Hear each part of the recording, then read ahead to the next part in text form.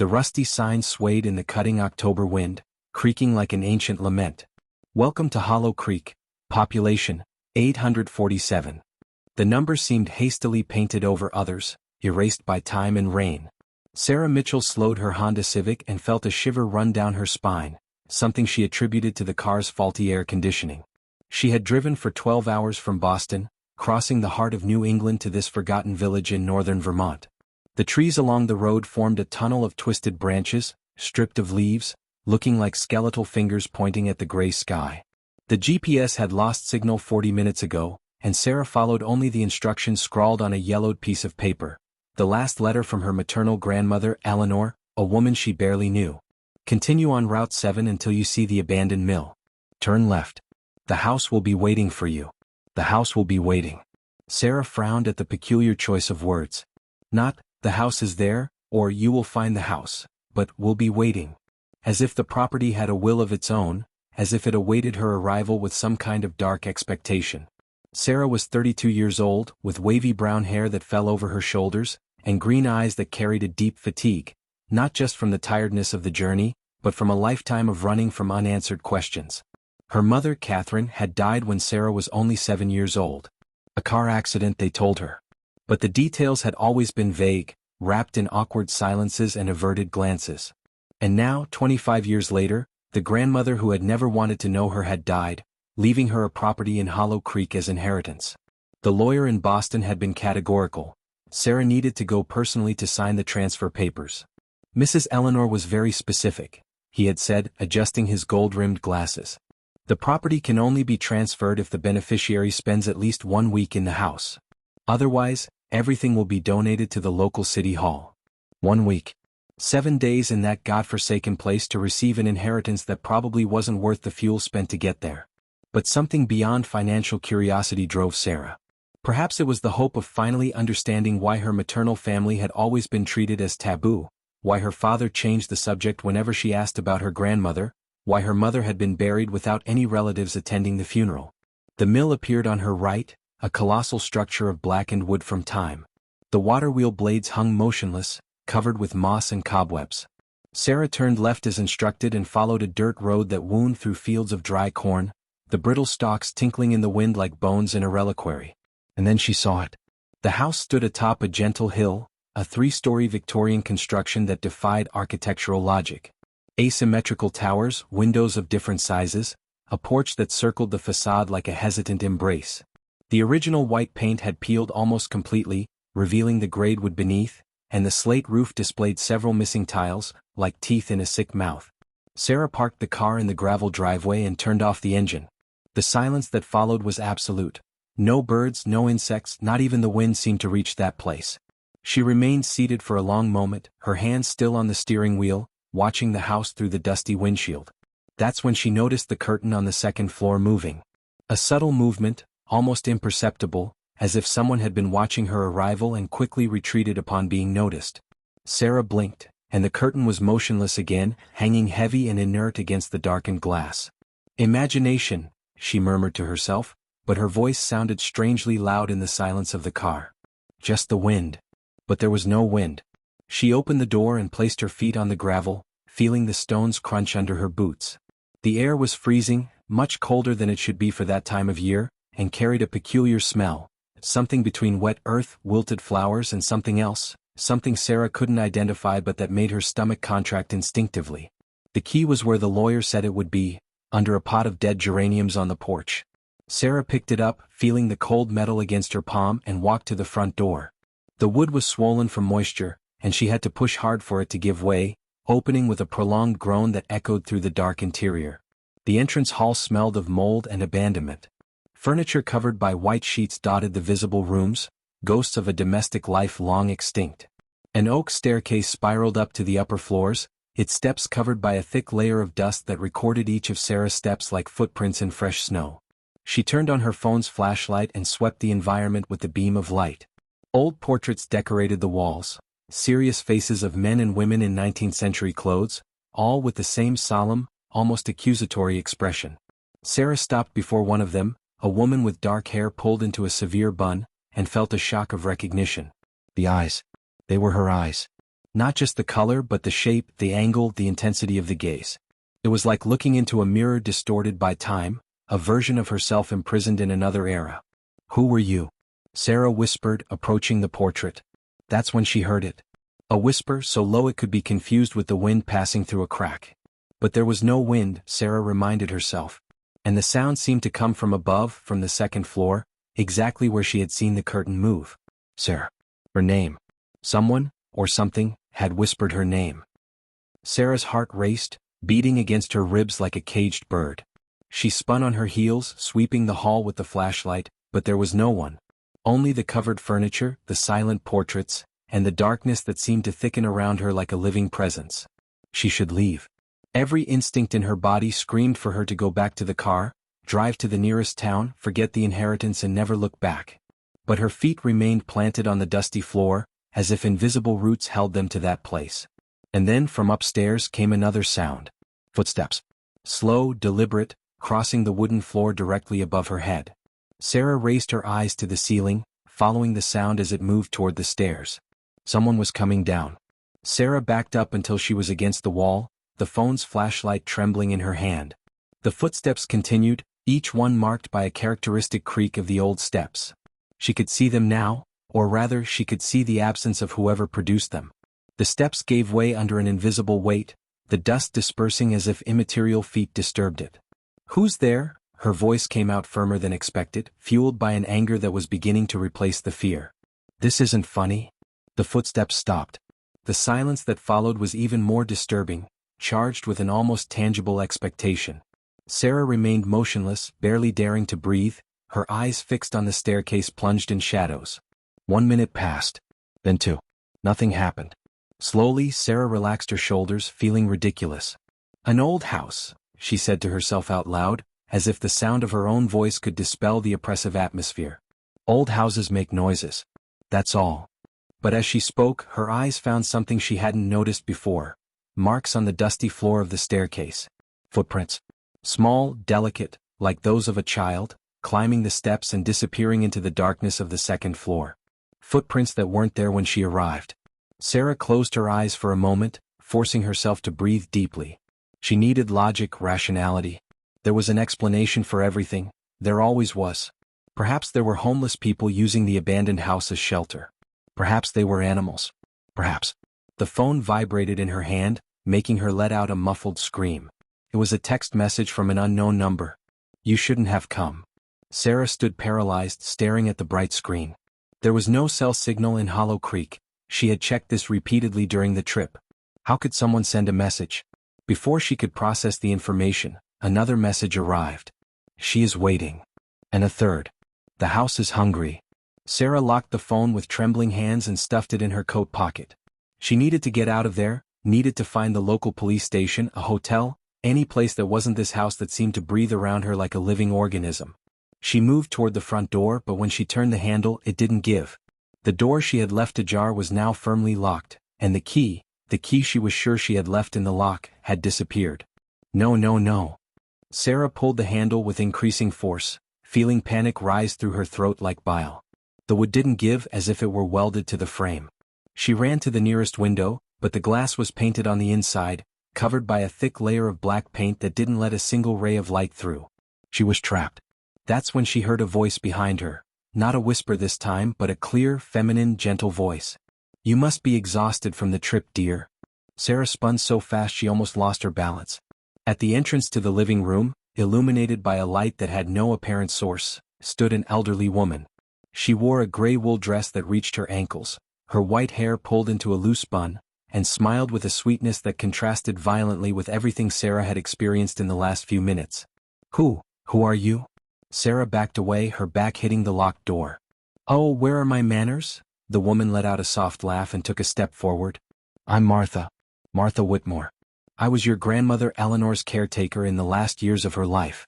Didn't the lawyer mention it?" Sarah tried to process the information. "No, he said nothing about a caretaker."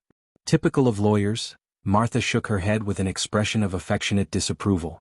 "Well, I'm here to help you during your stay. The house can be disconcerting for those who don't know it." "Disconcerting?" Sarah let out a nervous laugh. The door locked itself. "I heard footsteps." I received strange messages on my phone. This goes beyond disconcerting. Martha tilted her head, studying Sarah with eyes that seemed much more perceptive than her fragile appearance suggested. The house has its peculiarities, it's true. But I can assure you there's nothing to fear. At least. She paused. Not if you follow certain rules. Rules? Come. Martha gestured toward the kitchen. I'll make some tea and explain everything. You seem to need something warm to calm your nerves. Sarah hesitated. Every instinct told her not to trust this woman who had appeared out of nowhere, in this house that seemed to have a will of its own. But what else could she do? She was locked in without cell signal in a town she didn't know. With reluctant steps, she followed Martha to the kitchen. The room was surprisingly cozy compared to the rest of the house. A wood stove crackled in a corner, filling the air with warmth and a pleasant smell of burning wood. Copper pots hung from hooks on the ceiling, and a solid oak table occupied the center of the space, with 2 cups already set as if Sarah's visit was expected. Sit down, dear, Martha indicated one of the chairs while placing a kettle on the stove. We have much to discuss. Sarah sat down slowly, keeping her eyes fixed on the woman. You said there are rules. What rules? Martha remained with her back turned, busy with the tea preparation. This house was built in 1847 by your great-great-grandfather, Ezekiel Holloway. He was a peculiar man. He believed in things that most people prefer to ignore. What kind of things? That the veil between our world and others is thinner in certain places. Martha turned, holding the kettle. And that Hollow Creek is one of those places. Sarah wanted to laugh, wanted to dismiss it as small-town superstition, but something in Martha's tone stopped her. You're talking about ghosts? Ghosts are only part of it. Martha served the tea with precise movements. There are also memories. Echoes of events that happened here, that became impregnated in the walls, in the floors, in the very air. And there is her. Her who? Martha raised her eyes, meeting Sarah's gaze with an intensity that made the young woman shrink back. Your mother, dear. Catherine never really left. Sarah's blood froze in her veins. My mother is dead. She died 25 years ago. Yes, Martha nodded slowly. And no. Before Sarah could respond, the kitchen lights flickered once, twice, and then went out completely. In the sudden darkness, Sarah heard a sound that made her heart stop. A child's voice humming a familiar melody, the same lullaby her mother used to sing to her before bed. And the voice came from inside the walls. The lullaby echoed through the dark kitchen like water seeping through cracks in a dam. Sarah recognized every note, every inflection. It was exactly how her mother sang, with that soft vibrato at the end of each verse that always made her fall asleep feeling safe. Sleep, my angel, sleep in peace.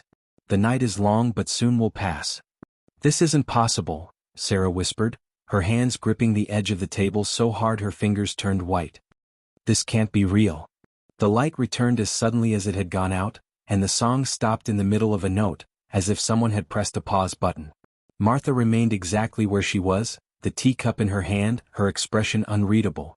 Drink your tea, dear, she said calmly. It will help you sleep. Sleep? Sarah stood up so abruptly that the chair toppled backward. Did you hear that? Did you hear the song? Yes, I heard it. And you won't explain? Won't you tell me what's happening? Martha sighed, placing her cup on the table with a soft clink. Some things cannot be explained with words, Sarah. They need to be experienced.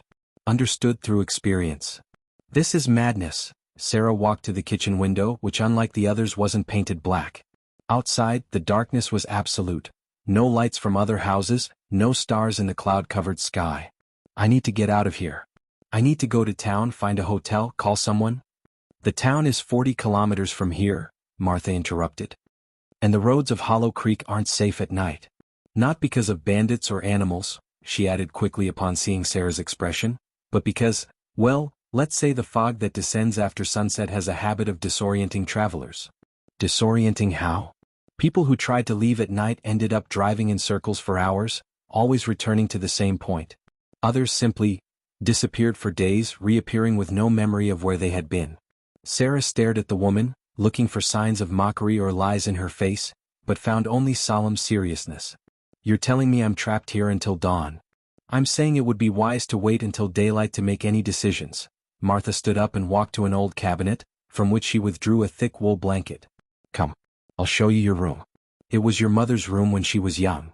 Something in Martha's tone had changed, There was an underlying urgency, as if she knew something she wasn't saying. Sarah hesitated, but the exhaustion of the trip was beginning to weigh on her shoulders like a lead blanket. Perhaps, just perhaps, a night's sleep would help her see things more clearly in the morning. She followed Martha upstairs, her steps echoing on that same wood that had previously creaked under invisible feet. The second floor was a long corridor with several closed doors, each marked by a brass plate with engraved names: Eleanor, Catherine, music room, library. Martha stopped at the door marked Catherine, and opened it with a key that seemed to have appeared from nowhere in her hand. The room beyond was a time capsule: a canopy bed with lace curtains, a vanity with an oval mirror, a desk covered with notebooks and pens. Faded posters of 80s bands decorated the walls, and a collection of porcelain dolls occupied a high shelf, their glass eyes gleaming in the corridor light. "Your grandmother never allowed anyone to touch Catherine's things," Martha explained, lighting an oil lamp on the bedside table. "She believed that Catherine still needed them." Sarah entered the room like someone entering a sanctuary. The air was different there, warmer, heavier, laden with a perfume she recognized immediately: lavender and vanilla. Her mother's perfume. "How is this possible?" she asked, her voice hoarse. "It's been 25 years. The smell should have disappeared." Martha didn't respond. When Sarah turned, the woman was already in the corridor, her hand on the door handle. "Sleep well, Sarah. And remember, no matter what you hear during the night, don't open any of the other doors. Especially not the one to the attic." "What? What's in the attic?" But Martha had already closed the door, and Sarah heard the unmistakable sound of a key turning in the lock. She ran to the door and pulled the handle. Locked. She was locked in a room in her dead grandmother's house, in a town that seemed to exist outside the laws of reality, by a woman who spoke of the dead as if they were still alive. Sarah leaned her forehead against the cold wood of the door and closed her eyes. "What did you do, grandmother?" she whispered. "What did you get me into?" Silence was her only answer. Defeated, she moved away from the door and walked to the bed. The sheets, despite the years, were surprisingly clean and soft, as if they had been changed recently. Sarah lay down still dressed, pulling the blanket up to her chin, and stared at the ornate plaster ceiling. Tiredness was stronger than fear. Her eyes began to grow heavy, the darkness enveloping her like a cocoon, and she was almost asleep when she heard it. A scratch. Soft, rhythmic, coming from inside the built-in closet on the opposite wall. Sarah sat up in bed, her heart racing. The scratching continued, scritch, scritch, scritch, like nails scraping wood. "Hello?" Her voice came out like a thread. The scratching stopped. And then from inside the closet came a voice. A voice that Sarah would recognize anywhere at any time, because it was the voice that populated her dreams and most precious memories. "Sarah dear, open the door. Mommy wants to see how you've grown." Sarah remained motionless in bed, every muscle in her body paralyzed between the impulse to run and the impossibility of movement. The voice continued, soft and affectionate, exactly as she remembered. "You don't need to be afraid, my love. It's me. It's always been me. You're not my mother." Sarah forced the words through a throat tightened by terror. "My mother is dead."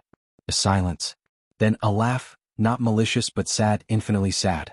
"Dead. What a curious word. As if it were that simple." Sarah slowly got out of bed, her bare feet touching the icy floor. She didn't know what drove her, perhaps 25 years of unanswered questions, of nights crying for a mother she barely knew, of a lifetime feeling that something fundamental had been stolen from her. "If you are my mother," she said, approaching the closet with cautious steps, "prove it." Another silence. When the voice spoke again, there was something different in it, a vulnerability that made Sarah's heart tighten. "The night before I left, you had a nightmare. You dreamed you were lost in a dark forest and couldn't find your way home. You came to my bed at 3 in the morning and I sang to you until you fell asleep. You held my thumb with your little hand, and I promised that I would never let anything bad happen to you." The voice wavered. "I lied, Sarah. I lied." Sarah felt tears streaming down her cheeks. That memory she had never told anyone, not even her father. It was her most precious secret, the last clear memory she had of her mother. "How do you know this?" she whispered, now just one step from the closet. "Because I was there, dear. I've always been there. At every birthday you blew out your candles, at every graduation, at every night you cried alone thinking of me. I never left. I just couldn't reach you." Sarah's hand touched the closet handle. The metal was freezing, so cold it almost burned, but she didn't let go.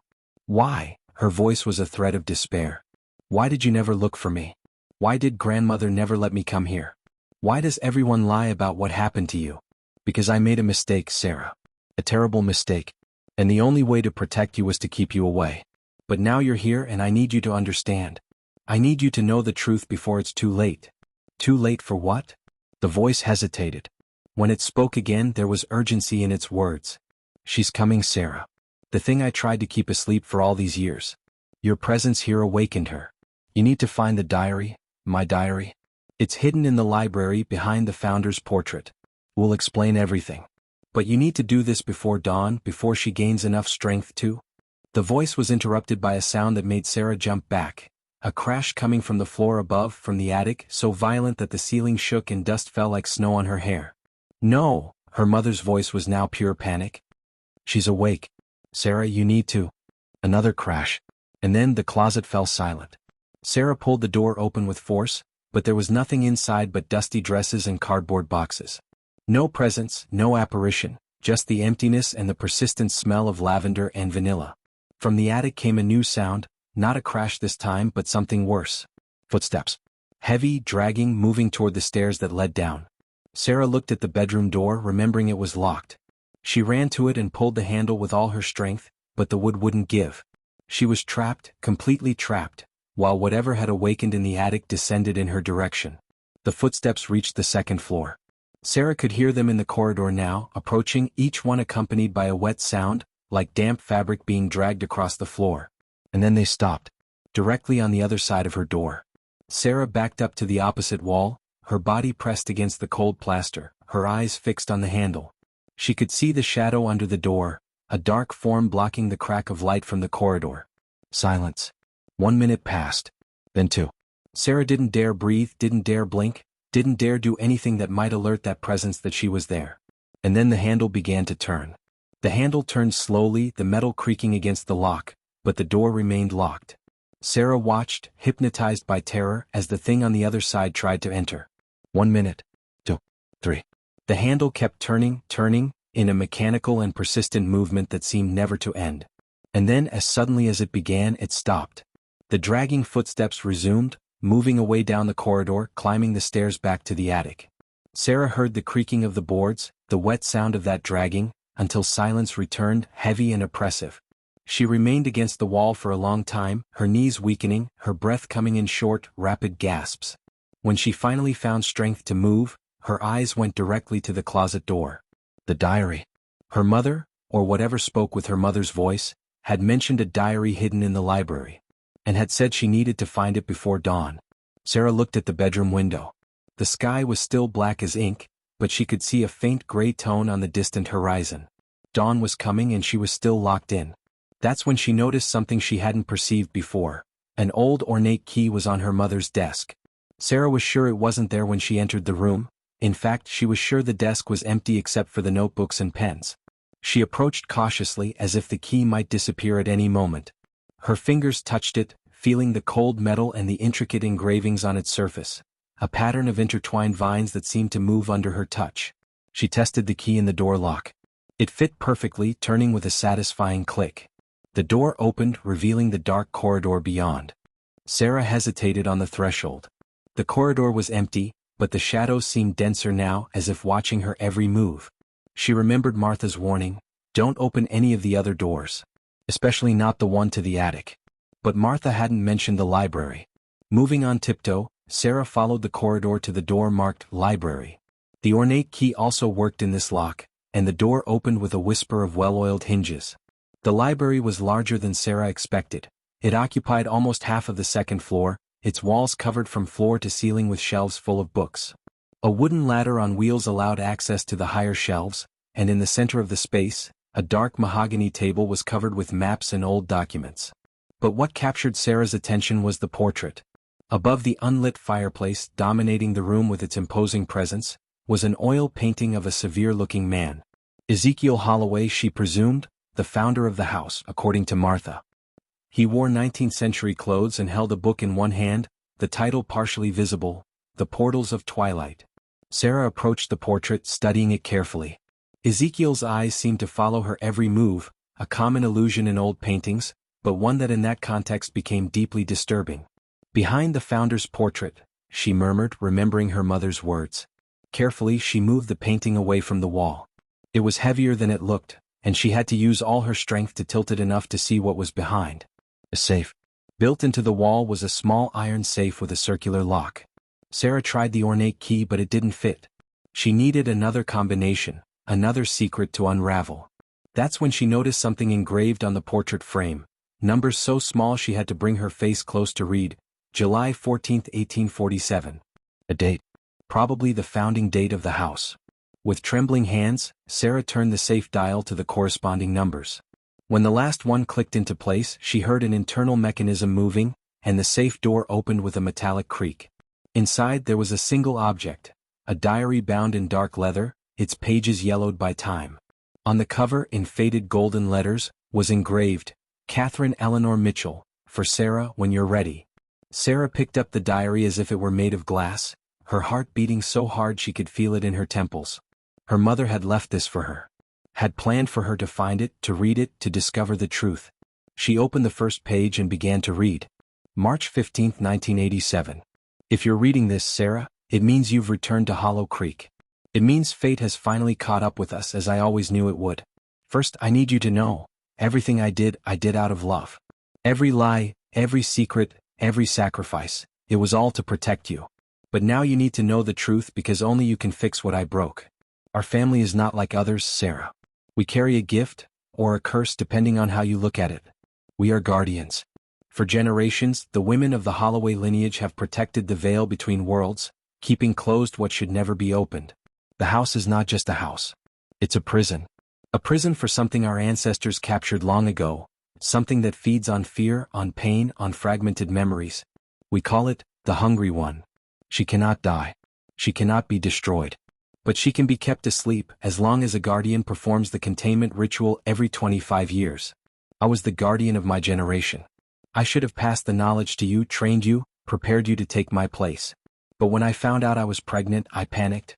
I didn't want this life for you. I didn't want you to carry this burden.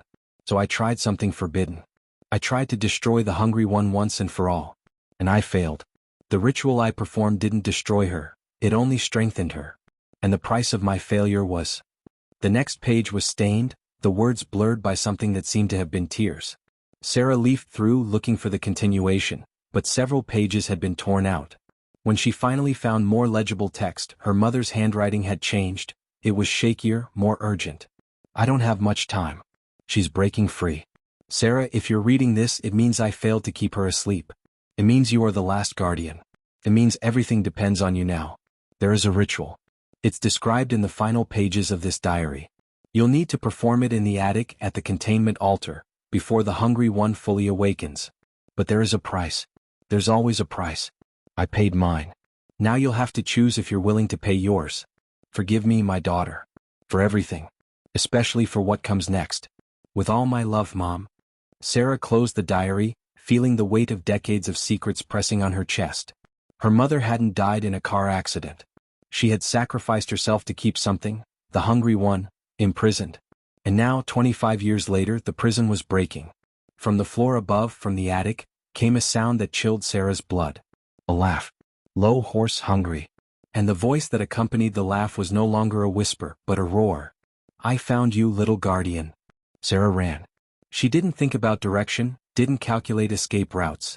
She simply let her body take control while her mind processed the impossible. She ran down the stairs 2 steps at a time, crossed the entrance hall and tried the front door again. Still locked. The laugh echoed through the house, coming from everywhere at once, as if the walls themselves produced it. Sarah could feel something moving on the floor above, not walking this time but flowing like dark water spreading across a floor. You cannot run, little guardian, the voice thundered. This house is mine. It always has been mine. Your mother thought she could keep me asleep forever, but the guardian's blood called me back. Your blood. Sarah leaned against the locked door, her mother's diary pressed against her chest. She needed to think. She needed to find a way out. But how do you fight something you can't see, that seems to exist in the very shadows? Martha, she screamed. Martha, where are you? Silence. No sign of the caretaker who claimed to be there to help her. The darkness at the top of the stairs began to thicken, taking shape. Sarah saw, or thought she saw, a silhouette materializing in the shadows. It had no defined contours, just a suggestion of human form, with something that could be a mouth opening in an impossible smile. "Your grandmother fed me for years," the thing said, its voice now softer, almost seductive. "Every painful memory, every regret, every moment of despair. She was an excellent meal. But you have 25 years of accumulated fear. 25 years of unanswered questions. You will be a feast." Sarah closed her eyes for a moment, forcing herself to breathe. The diary. Her mother had said there was a ritual. That she would need to perform it in the attic at the containment altar. But how would she get to the attic if that thing was between her and the stairs? "You don't need to be afraid," the hungry one continued, descending one step. The staircase groaned under a weight that shouldn't exist. "I can make the pain stop. I can make you forget your mother, forget your questions, forget everything. Wouldn't that be easier? Wouldn't that be a relief?" For a moment, just a moment, Sarah considered it. The idea of simply stopping. Of no longer feeling the weight of a lifetime of abandonment, of unanswered questions, of a void she had never been able to fill. But then she remembered her mother. The voice in the closet. The words in the diary. "I paid mine. Now you'll have to choose if you're willing to pay yours." Her mother had sacrificed herself to protect her. Had given up everything, her life, seeing Sarah grow up, being present at every important moment, to keep her safe. And Sarah wasn't going to let that sacrifice be in vain. "No," she said, opening her eyes. Her voice was firm now, surprisingly firm.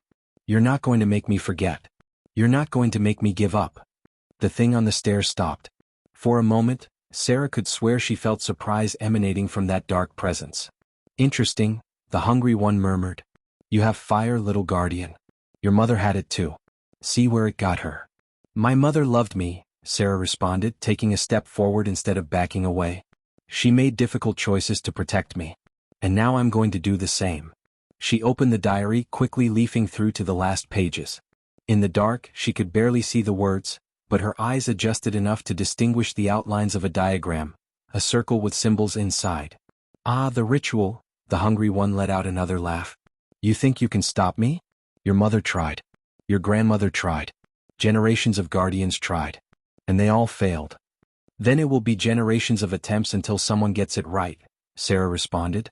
She didn't know where that courage came from. Perhaps it was desperation. Perhaps it was anger. Or perhaps it was something deeper, an ancestral instinct awakening in her veins, the blood of generations of guardians answering the call. "You can't do the ritual without reaching the attic," the hungry one observed. "And I'm between you and the stairs." "You're right," Sarah agreed. "But you forgot one thing." "What?" Sarah pointed to the window behind her, the one she had tried to open before that was painted black on the inside. "Old houses have more than one way up." And then she ran. Not toward the stairs but toward the kitchen, where she remembered seeing a door that probably led to the back of the house. Behind her, she heard a roar of frustration and the sound of something moving quickly, very quickly. The kitchen door wasn't locked. Sarah burst through it and found herself in a backyard covered with tall grass, illuminated only by the growing gray of pre-dawn. To her right, an old fire escape climbed up the side of the house to a window on the third floor. The attic. She didn't stop to think twice. She grabbed the rusty steps and began to climb, ignoring the pain when the cold metal cut her palms, ignoring the creaking of the structure that seemed about to collapse at any moment. Behind her, the kitchen door exploded outward, torn from its hinges by an invisible force. The darkness poured into the backyard like water from a broken dam, and Sarah felt the supernatural cold approaching, trying to reach her, trying to pull her back down. "You cannot run from me," the hungry one howled. "This house has been my prison for centuries. And you will become my new chain." Sarah reached the attic window. The glass was dark, opaque, but not painted. She clenched her fist and punched with all her strength, feeling the glass shatter around her hand. Blood dripped from superficial cuts as she climbed through the opening, rolling onto the dusty floor of the attic. And then she saw it. The altar.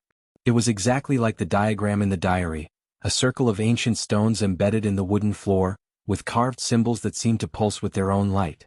In the center of the circle was a dark wooden chair, and tied to it, Sarah choked, was a woman. A woman with wavy brown hair, closed eyes, a face pale as marble.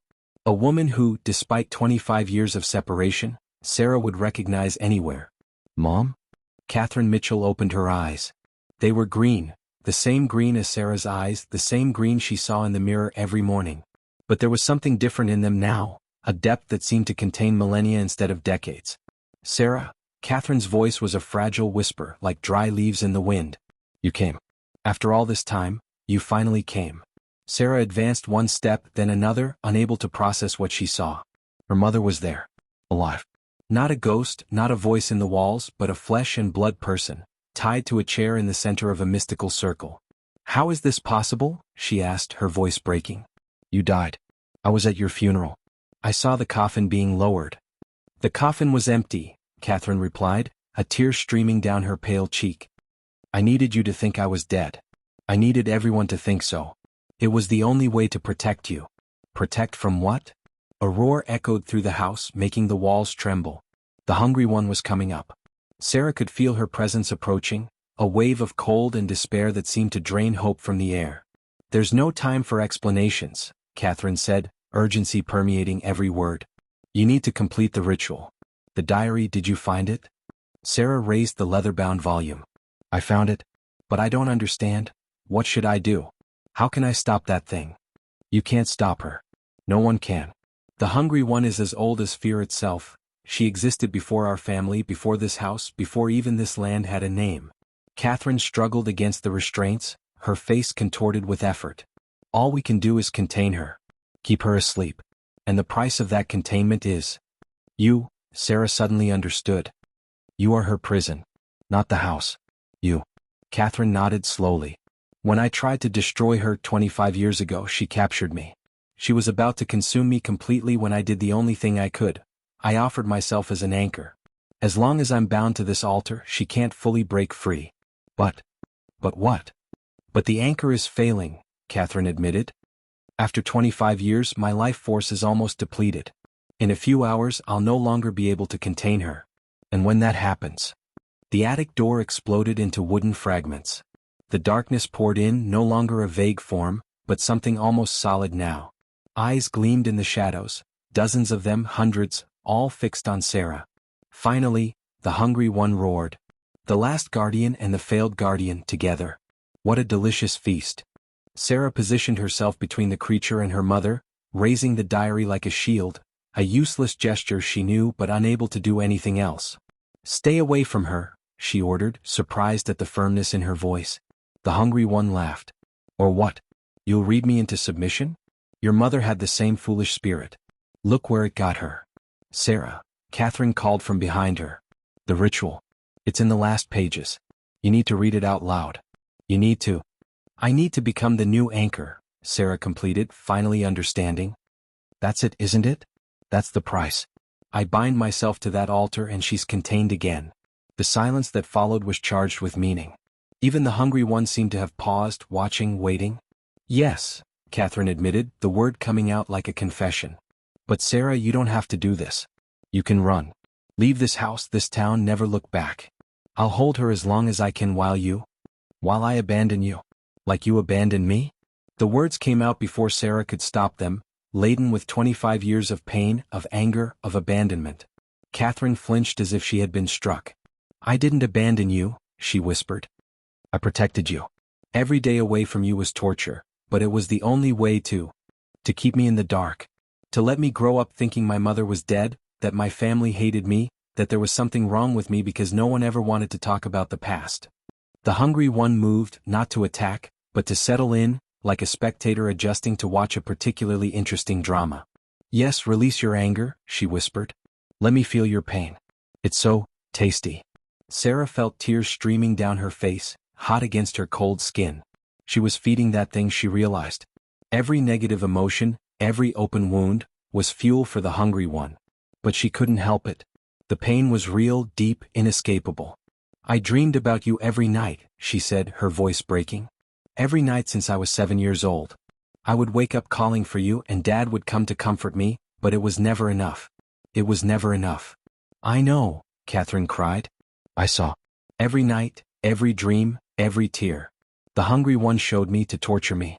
And I felt your suffering as if it were my own, knowing I had caused it. Then why? Why didn't you tell me the truth? Because the truth would have brought you here sooner. And you weren't ready. You needed to grow, become strong, find your own strength before facing this. Catherine raised her eyes, meeting Sarah's gaze through the tears. And look at you now. You found the diary. Found the courage to enter this house, to face your fears, to climb up here. You're stronger than I ever was. I'm not strong, Sarah whispered. I'm terrified. Courage isn't the absence of fear, my daughter. It's acting despite it. The hungry one moved again, impatient now. How touching. A family reunion on the precipice of disaster. But I've grown tired of this drama. It's time to... Wait, Sarah interrupted, turning to face the creature. You said you feed on memories, on fears, on pain. Yes, the hungry one purred. It's my nature. Then make me a proposal. The darkness seemed to hesitate. A proposal? You want to feed? I have 25 years of material for you. But if I'm going to sacrifice myself to keep you imprisoned, I want something in return. Catherine choked. Sarah, don't. Silence, failed guardian, the hungry one hissed. Then turning to Sarah, I'm listening. Sarah took a deep breath. This was her only chance. It had to work. 1 hour, she said. Give me 1 hour with my mother, off this altar, without interference. 1 hour for us to say goodbye properly. In return, I'll voluntarily offer myself as the new anchor. No struggle. No resistance. The hungry one considered. And why would I accept? I can simply consume you both now. You could, Sarah agreed. But you said it yourself, negative emotions are tastier. And what emotion is more intense than losing someone you just found again? Give me 1 hour with my mother, and the sacrifice will be much more nutritious. The silence stretched for an eternity. Then the hungry one smiled. Sarah could feel the smile more than see it, a curve of darkness in the air. 1 hour, she agreed. Not a minute more. And then Catherine's restraints came undone, and she fell into Sarah's arms. The attic transformed. Not literally, the weathered wooden walls and slanted ceiling remained the same, but something in the quality of the air changed. The hungry one's oppressive presence retreated to the corners, still watching, still waiting, but giving them space. 1 hour of truce for two women who had a lifetime to recover. Catherine was weak. Sarah guided her to an old bench against the wall, helping her sit carefully. Seen up close, the signs of her confinement were evident. Skin too pale, gray hair that should have been brown, eyes surrounded by deep dark circles. 25 years as an anchor for an ancient entity had taken their toll. Let me look at you, Catherine murmured, raising a trembling hand to touch Sarah's face. You grew up so beautiful. You have your father's eyes, you know? Everyone always said I had your eyes. The color, yes. But the expression, that stubborn determination, is all his. Catherine tried to smile, but the gesture transformed into a grimace of pain. How is he? How's Marcus? Sarah felt a lump forming in her throat. There were so many things to tell, so many years to compress into 60 minutes. He never got over you, she admitted. Never remarried. He died 3 years ago. Heart attack. Catherine's eyes filled with tears. Oh, Marcus. I'm so sorry. I'm so sorry. He talked about you every day. He kept all your things, your clothes, your books, even that horrible lavender perfume you used. Sarah tried to laugh, but the sound came out strangled. I thought he was crazy, you know? Keeping things from a dead woman for all those years. Now I understand that maybe he knew. Maybe he felt that you were still here somehow. I visited him in dreams sometimes, Catherine confessed. In the early years before the hungry one learned to use that against me. I tried to tell him I was okay, that I was protecting you both. But I don't know if he remembered when he woke up. Sarah sat down next to her mother on the bench, feeling the faint warmth of her body. It was surreal, being there, having this conversation after so long, believing it would never be possible.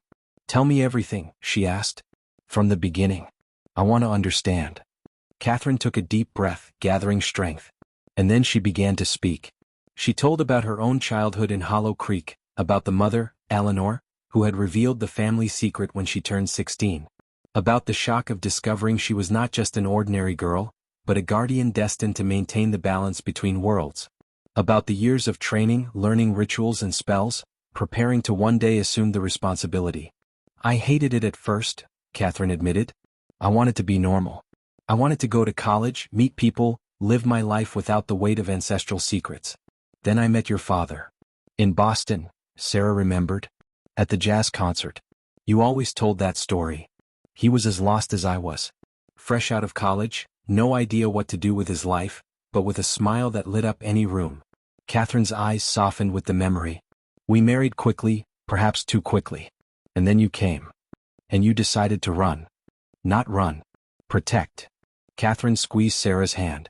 When you were born, I looked into those little green eyes and knew I couldn't condemn you to this life. I didn't want you to grow up afraid of the dark, with secrets weighing on your shoulders. So I convinced your grandmother to let me go. She agreed to keep the hungry one contained alone for longer, until you were old enough to make your own choice. But something went wrong. Something went very wrong, Catherine agreed. After you were born, I started having visions.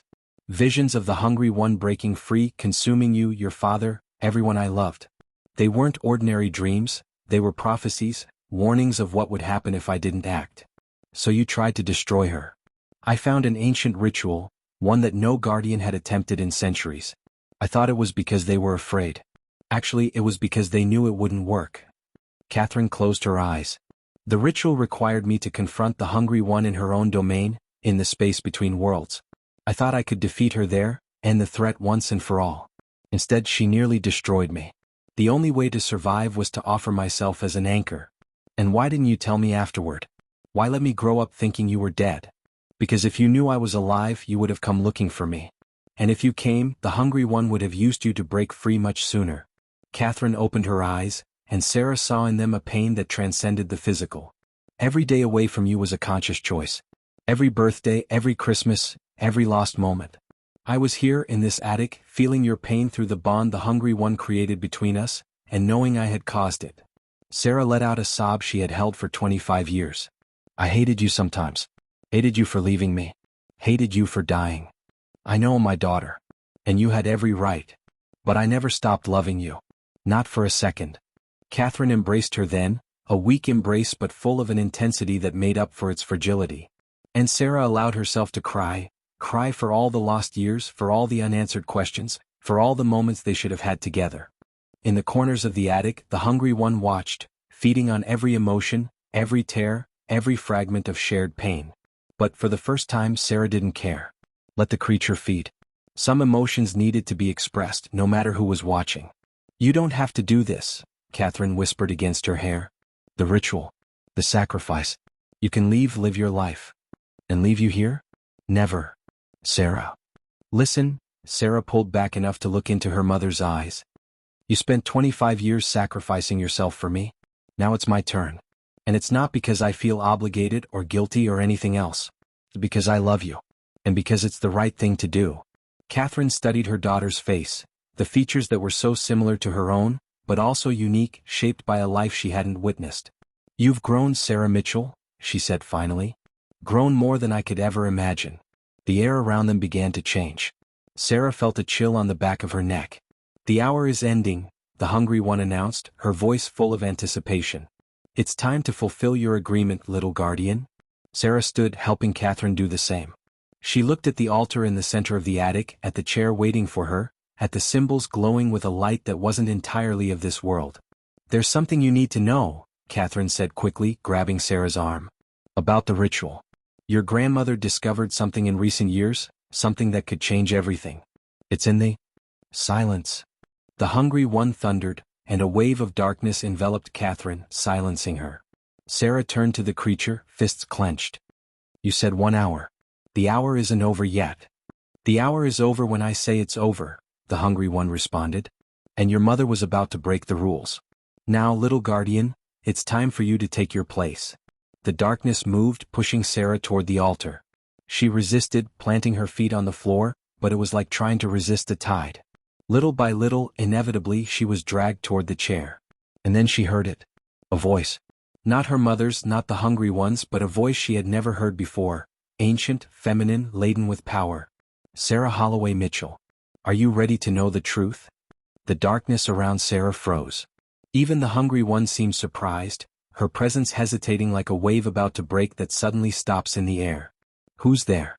Sarah asked, her voice echoing in the supernatural silence that had settled in the attic.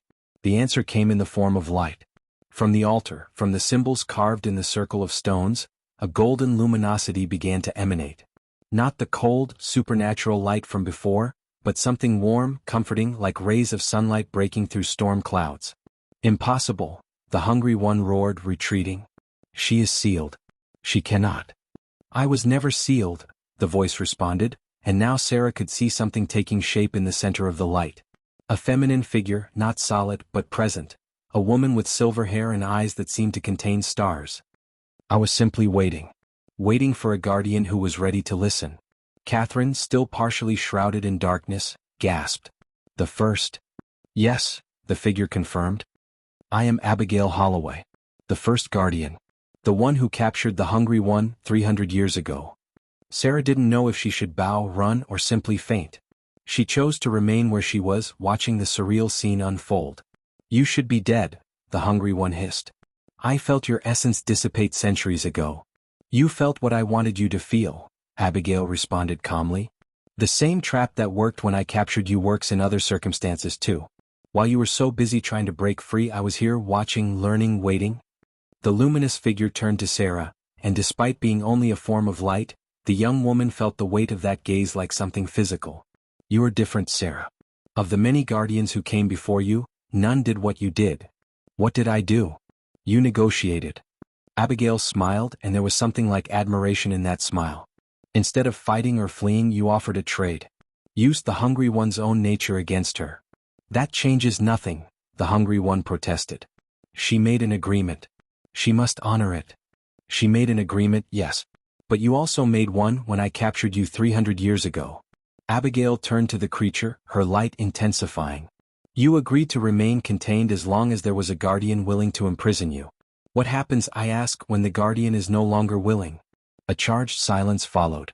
Sarah could feel the Hungry One processing those words, and for the first time she felt something emanating from the creature that wasn't hunger or anger. It was fear. The original agreement, Abigail continued, was that you would remain contained as long as a guardian of our lineage was willing to be your anchor. But the agreement also specified that if the guardian could prove you violated the terms, that you caused harm beyond what was agreed, the containment would become permanent. I violated nothing, the Hungry One roared. No. Abigail tilted her head. Then explain Martha Whitmore. Sarah blinked. Martha? The caretaker? There is no Martha Whitmore in Hollow Creek, Abigail explained. There never was. The woman you encountered was a projection of the Hungry One, created to manipulate you, to make you vulnerable. Catherine gasped, finally free from the darkness that silenced her. She said she was Mom's caretaker? Eleanor never mentioned anyone by that name. Exactly. Abigail pointed at the Hungry One, whose dark form seemed to shrink under the scrutiny. You used deception to lure Sarah to the house. Used manipulation to trap her. Tried to force her to become an anchor through fear, not voluntary agreement. Each of these actions violates the terms of the original containment. Those terms are ancient, the Hungry One protested, but her voice had lost some of its earlier strength. I simply... You tried to cheat, Abigail interrupted. As you've always tried. And as you've always failed. Sarah stepped forward, a comprehension beginning to form in her mind. So the agreement I made isn't valid? Agreements made under duress are not valid under any law, mortal or supernatural, Abigail confirmed. You were manipulated, deceived, forced to negotiate for your own survival. Nothing you promised is binding. But the current guardian is failing, the Hungry One tried another angle. Catherine Holloway is dying. Without a new anchor, I will be free anyway. And this is where you're wrong, Abigail said, and Sarah could swear the luminous figure was smiling. There is another option. One that no guardian since me has managed to accomplish, because none was ready. What option? Sarah asked. Abigail approached, her light enveloping Sarah like a warm embrace. The problem was never the containment itself. The problem was the method. Using a human life as an anchor was always a temporary solution, a patch on a wound that needed real treatment. And what is the real treatment? Transformation. Abigail touched Sarah's chest, or at least her light touched that space, and Sarah felt a wave of warmth course through her body. The Hungry One feeds on fear, on pain, on dark memories. But there is an emotion she cannot digest, cannot consume, cannot even touch. Catherine stepped forward, understanding. Love. Genuine love, Abigail confirmed. Not idealized romantic love, not possessive or conditional love. The love that accepts flaws, forgives mistakes, chooses to stay even when leaving would be easier. She looked at Sarah. The love you demonstrated when you came here. The love you showed your mother even after everything. No. The hungry one retreated, her form fragmenting at the edges. This is not possible. Love is weakness. Love is what you never understood, Abigail interrupted. And that's why you were always destined to lose. Sarah looked at her mother, then at the luminous figure of her ancestor, and finally at the dark creature writhing with fear and anger. What do I need to do? She asked. Abigail smiled. You need to choose. Not sacrifice yourself, choose. There's a difference. Choose what? Choose to love. Not despite the pain but through it. Not ignoring the fear but embracing it.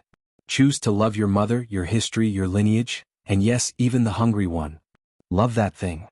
Compassion, Abigail corrected. She is a creature of eternal pain, trapped in a cycle of hunger that can never be satisfied. She cannot be destroyed because she is part of the very fabric of existence, the shadow side of every human emotion. But she can be transformed. And you are the only one who can do it. Sarah took a deep breath. It was madness. All of this was madness. But deep in her heart, in a place she had ignored for years, something resonated with Abigail's words. She had spent 25 years running from pain, running from questions, running from everything that connected her to this place, to this family, to this history. And where had that led her? To an empty life, without roots, without purpose. Perhaps it was time to stop running. All right, she said. I choose. And with those words, the world exploded into light. The light was overwhelming. Sarah felt her body dissolve, not in pain but in pure consciousness. For a moment that seemed to last an eternity and an instant at the same time, she was no longer a person. She was a point of perception floating in an ocean of luminosity. And then the memories began. She saw her mother, young and radiant, holding her in her arms for the first time. Felt the love overflowing from that embrace, pure and unconditional. Saw her father, eyes glistening, promising to protect that little girl with everything he had. Saw the years passing, birthdays, Christmases, first steps and first words. Saw the moment her mother left, felt the void that settled in her 7-year-old heart. Saw the nights of tears, the dreams of reunion, the hope that never completely died despite everything. And then she saw more. Saw her grandmother Eleanor, a woman she barely knew, spending nights in vigil in the attic, keeping the hungry one contained through sheer force of will. Saw Catherine, bound to that altar, feeling every moment of Sarah's life through a cruel bond the hungry one had created to torture her. Saw generations of Holloway women, each sacrificing pieces of themselves to protect a world that didn't even know of their existence. And finally she saw the hungry one. Not as the horrendous creature she had faced, but as what she really was, a bottomless well of pain. An entity born from the first fear humanity ever felt. The fear of darkness, of the unknown, of death. She wasn't evil, not in the human sense of the word. She was simply hungry. Eternally hungry for something she could never have, because what she sought, peace, satiety, and end, was beyond her comprehension. Sarah felt compassion. Not pity. Pity was condescending, coming from a place of superiority. Compassion was different. It was recognizing the other's suffering as valid, as real, as worthy of attention. I see you, Sarah said, and her voice echoed through that dimension of pure light. I see your pain. I see your hunger. And I'm sorry. The response came not in words, but in a wave of emotion so intense it nearly destroyed her. Surprise. Confusion. And underneath it all, a tiny spark of hope that the hungry one probably didn't even know she possessed. You don't have to be hungry anymore, Sarah continued. You don't have to devour to exist. There's another way. What way? The hungry one's voice was different now, not thundering but hesitant, almost fragile. Transformation. You were created by fear, but fear isn't the only emotion. There's also courage. There's also love. There's also hope. You can become part of these things instead of feeding on what destroys them. I don't know how. I'll show you. Sarah opened her arms, not physically for she no longer had a body in that space but metaphorically, symbolically. She opened her heart, her memories, everything she was.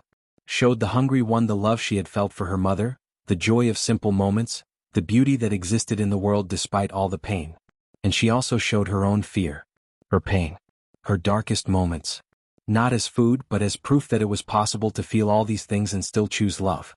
I don't deserve this, the hungry one said. No one deserves anything, Sarah responded. Love isn't about deserving. It's about choice. For a moment, everything remained suspended. Sarah felt that the fate of the world, this world and others, hung by the thinnest thread. And then the hungry one made her choice. The darkness didn't disappear. Instead it changed.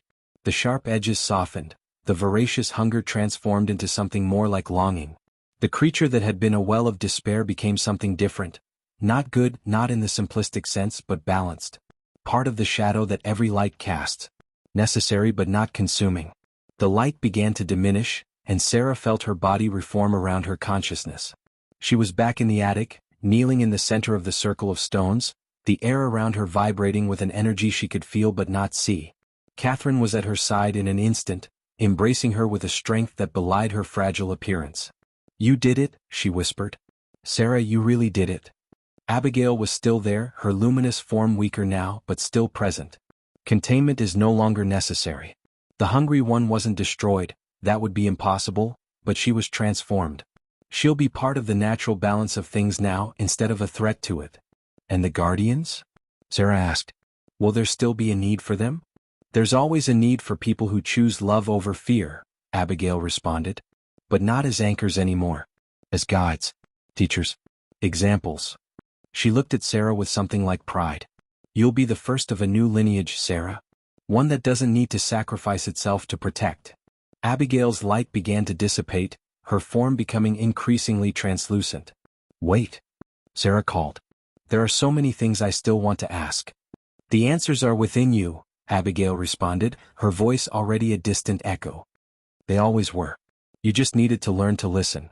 And with those words, the first guardian disappeared, leaving behind only the scent of wildflowers and the sensation of something ancient finally finding peace. The morning sun began to enter through the broken attic window, its golden rays painting the space with warm, natural light. Sarah looked at her mother, who was crying and laughing at the same time, and felt something she hadn't felt in a very, very long time. Hope. The weeks that followed were the strangest and most wonderful of Sarah's life. The house in Hollow Creek, which had once seemed like a Victorian tomb, began to awaken under her care. She opened the heavy curtains, letting daylight invade rooms that had known only darkness for decades. She removed the sheets from the furniture, revealing velvet sofas and oak tables that, despite years of abandonment, still maintained a timeless beauty. Catherine recovered slowly. The 25 years as an anchor had left deep marks, both physical and emotional, but with each passing day, more color returned to her cheeks, more strength to her legs, more light to her eyes. Mother and daughter spent hours talking, filling in the gaps of a lifetime apart. Sarah told about her childhood, the difficult moments, yes, but also the good ones. She talked about her disastrous first kiss at 15, about the college graduation her father documented with more photos than any human being could consider reasonable, about the jobs she'd had and the relationships that didn't work out. Catherine listened to everything with the eagerness of someone drinking water after crossing a desert. She laughed at the funny stories, cried at the sad ones, and in each reaction, Sarah saw fragments of the mother she had lost reconstituting before her eyes. "Did you never think about getting married?" Catherine asked one afternoon, while the two worked together organizing the library. Sarah paused, a dusty book in her hands. "I thought about it. A few times. But there was always something wrong. As if I was waiting for something without knowing what." "Maybe you were waiting for this," Catherine suggested gently. "To find the answers you needed before you could move forward." Sarah considered the idea. There was something true in it. All those years of restlessness, of feeling incomplete, maybe they weren't just about her mother's absence, but about the presence of a calling she didn't know how to answer. "What are we going to do now?" she asked. "With the house, I mean. With everything." Catherine set aside the book she was leafing through and looked around the library. "I've been thinking about that. This house has guarded secrets and pain for generations. But it has also guarded knowledge. History. Truths the world has forgotten. You're suggesting that maybe it's time to open the doors," Catherine completed. "Not literally, not for curious people or ghost hunters. But for people who need it. People facing their own fears, their own internal hungers." Sarah let the idea form in her mind. A place of healing, not containment. A sanctuary where people could confront their shadows and learn to transform them, instead of running from them. "Do you think it would work?" "I think it's already working," Catherine responded. "Look at you.